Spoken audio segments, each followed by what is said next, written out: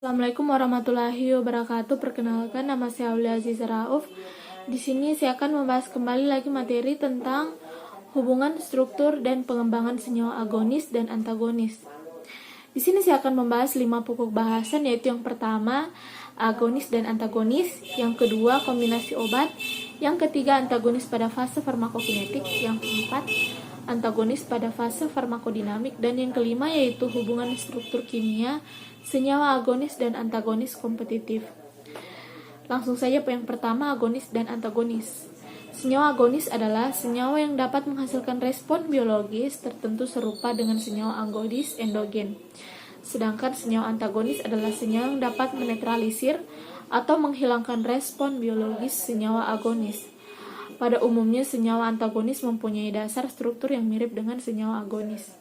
Contohnya yaitu curare, bekerja dengan memblok reseptor dari senyawa neurotransmitter asetilkolin pada penghubung saraf otonom. Yang kedua, organofosfat bekerja pada racun saraf dan insektisida.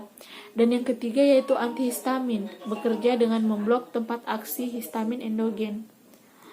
Selanjutnya, berdasarkan fase kerja obat, senyawa antagonis dikelompokkan sebagai yang pertama berikut, yaitu antagonis ketersediaan farmasetik, yang kedua antagonis ketersediaan biologis, dan yang ketiga antagonis pada tingkat jaringan atau plasma pada reseptor.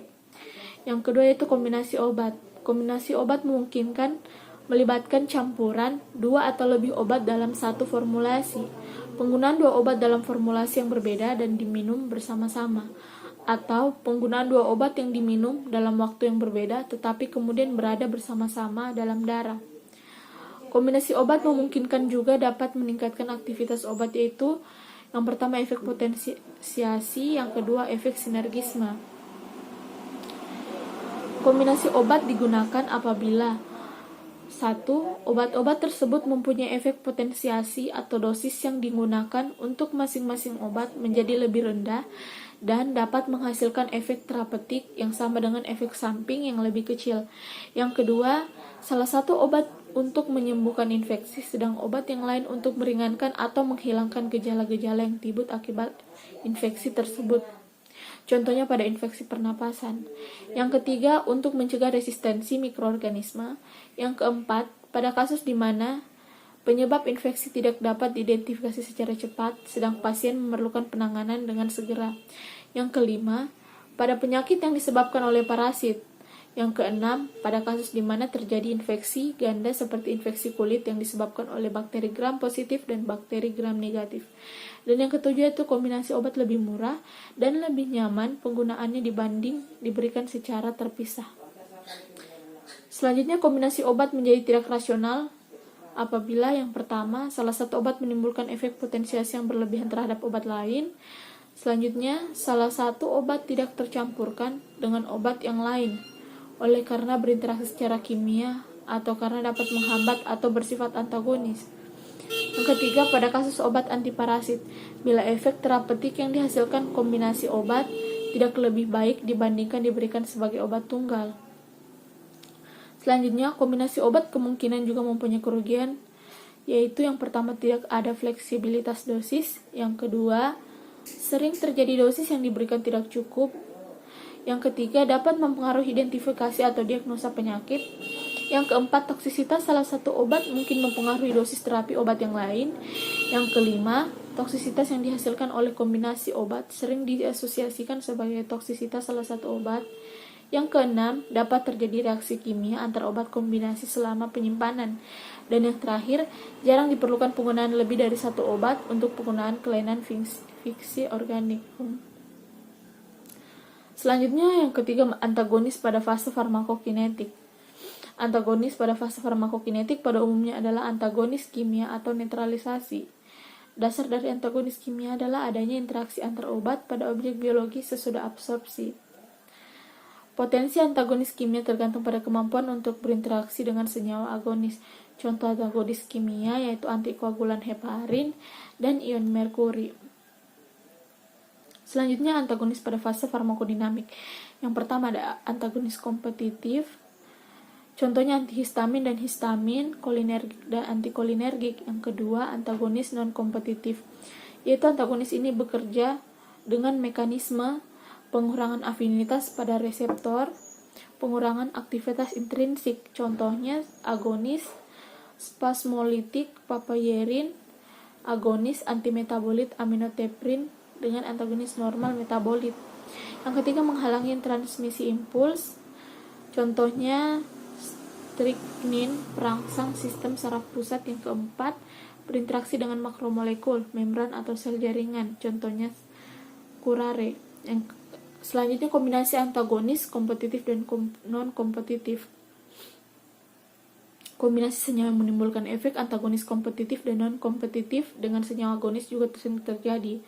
Aksi dari non-kompetitif akan terlihat pada akar yang tinggi dari senyawa antagonis. Contohnya kombinasi antikolinergik dengan adifenil atau komilofin papaverin-like action. Selanjutnya, antagonis fungsional dan fisiologik. Contohnya seperti spasmogen dan adrenergik seperti norepinefrin. Pada tahap ini, dua senyawa agonis yang mempunyai efek berlawanan, efek positif dan efek negatif diberikan secara bersama-sama dapat mengubah parameter biologis sehingga terjadi efek antagonis. Yang terakhir, antagonis irreversibel, yaitu pada tipe ini dengan karakteristik masa kerja panjang, pengikatan obat reseptor kemungkinan lebih selektif, tempat reseptor hanya dibeli satu tipe agonis, contohnya senyawa pemblok adrenergik yaitu dibenamin, dibenizilin, dan memblok reseptor adrenergik dengan mengikat reseptor melalui ikatan kovalen. Dan antagonis tipe kompleks.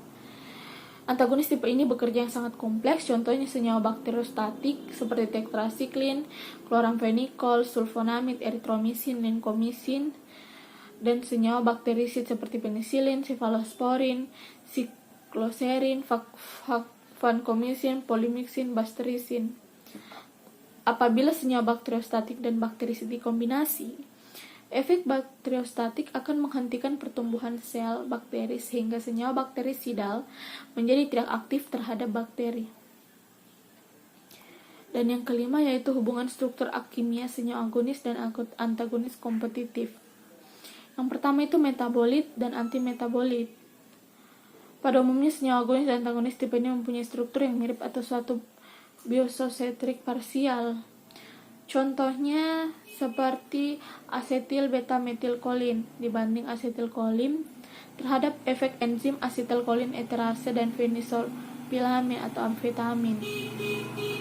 Yang kedua, agonis dan pemblok selektif, di mana pada tipe ini yaitu potensi asetilkolin 1000 kali lebih tinggi dibanding tetrametil amonium. Hal ini berarti bahwa sisa molekul yaitu gugus ester sangat penting untuk menunjang afinitas asetilkolin terhadap reseptor kolinergik.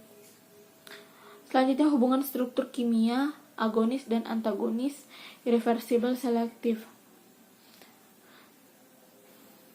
Senyawa yang mengandung gugus pengalkilasi atau pengasilasi mempunyai afinitas yang tinggi terhadap tempat aksi obat dan memblokadenya dengan pembentukan ikatan kovalen melalui reaksi alkalise dan asilasi, contohnya seperti obat anti kanker. Prinsip pendudukan tempat aktif secara langsung oleh senyawa pemblok irreversibel dapat digunakan untuk pembentukan senyawa dengan derajat selektivitas tertentu, contohnya senyawa pemblok enzim asetilkolin esterase irreversibel. Mungkin itu saja yang dapat saya jelaskan pada materi hubungan struktur dan pengembangan senyawa agonis dan antagonis.